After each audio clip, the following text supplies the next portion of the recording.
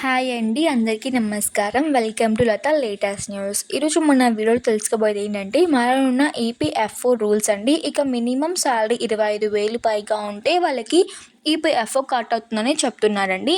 ఇక వివరాల్లోకి వెళ్ళే ముందైతే ఒక స్మాల్ రిక్వెస్ట్ అండి. ఈ వీడియోని ఫస్ట్ టైం చూస్తున్న వాళ్ళు ఉంటే ఒక స్మాల్ లైక్ చేసి సబ్స్క్రైబ్ చేసుకోండి. ఇక వివరాల్లోకి వెళ్ళినట్లయితే ఈపీఎఫ్ఓ అయితే కీలక మార్పులకు సిద్ధమవుతుందండి. ఈపీఎఫ్ అండ్ ఈపీఎస్ తప్పనిసరిగా ఉద్యోగి సహకారాలు జీవిత పరిమితిని నెలకు 15,000 నుండి 25,000కు పెంచే అవకాశం ఉందని చెప్తున్నారండి. ఈ పెంపుతో 1,00,00,000 మందికి పైగా కార్మికులకు సామాజిక భద్రతా ప్రయోజనం తప్పనిసరిగా ఉంటుందండి. ఈపీఎఫ్ఓ నియోజకవర్గం ఆర్గనైజేషన్ తన నియమంలో పెద్ద మార్పులు చేయడానికి సహాయాన్ని చేస్తుందండి. రాబోయే నెలల్లో ఈపీఎఫ్ అండ్ ఈపీఎస్కు తప్పనిసరి ఉద్యోగి సహకారాలను జీవితం పరిమితం నెలకు 25,000కు పెంచే అవకాశం ఉంది. ప్రస్తుతం జీవిత పరిమితి నెలకు 15,000. ఈపీఎఫ్ఓ, ఈపీఎఫ్ అండ్ ఈపీఎఫ్కు తప్పనిసరిగా సహకారాలను ఇది చట్టబద్ధమైన పరిమితి. 15,000 కంటే ఎక్కువ బేసిస్ జీతం ఉన్న ఉద్యోగులకు ఈపీఎఫ్ఓ 2 పథకాల నుండి వెదులుకోవడానికి అవకాశం ఉందండి. కింద అటువంటి ఉద్యోగాలు నమోదు చేసుకోవడానికి యాజమాన్యంకు చట్టపరమైన అధికారత్వం లేదంటండి.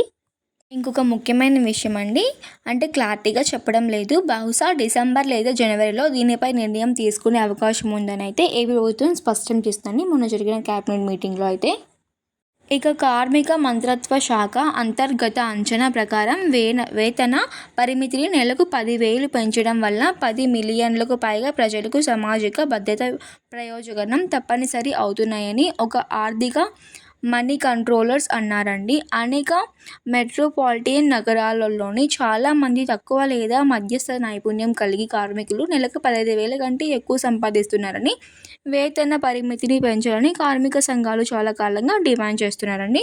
ఆ వ్యక్తి తెలిపింది ఏంటంటే అధిక పరిమితి వారిని ఈపీఎఫ్ఓ అర్హులుగా చేస్తుందని ఆ వ్యక్తి తెలిపారండి. ప్రస్తుత నియమాలు ఏంటంటే ఇప్పుడున్న ప్రస్తుత నిబంధన ప్రకారం యాజమాన్యాలు ఉద్యోగులు ఇద్దరు ప్రతి నెల జీతంలో 11% వాటా ఇవ్వాలి. అయితే ఉద్యోగి పూర్తి 11% ఈపీఎఫ్ ఖాతాలలోకి వెళ్తుంది. అయితే యజమాని 11%, ఈపీఎఫ్ అంటే 3.67%, ఈపీఎస్ అంటే 8.33%లో జమ అవుతుందండి. జీత పరిమితి పెరుగుదల ఈపీఎఫ్, ఈపీఎస్ నిధుల పెరుగుదలను వేగవంతం చేస్తుందండి. ఇది పదవీ విరమణ తర్వాత ఉద్యోగులకు పెన్షన్ చెల్లింపు వేయడానికి, వడ్డీ జమ కావడంతో దరఖాస్తు చేయడానికి తెలుపుతున్నారండి. ఈపీఎఫ్ఓ మొత్తం కార్పస్ ప్రస్తుతం సుమారు 26 లక్షల కోట్లుగా ఉంది. దాని క్రియాశీల సభ్యత దాదాపు 76 మిలియన్లకు చేరిందని చెప్తున్నారండి.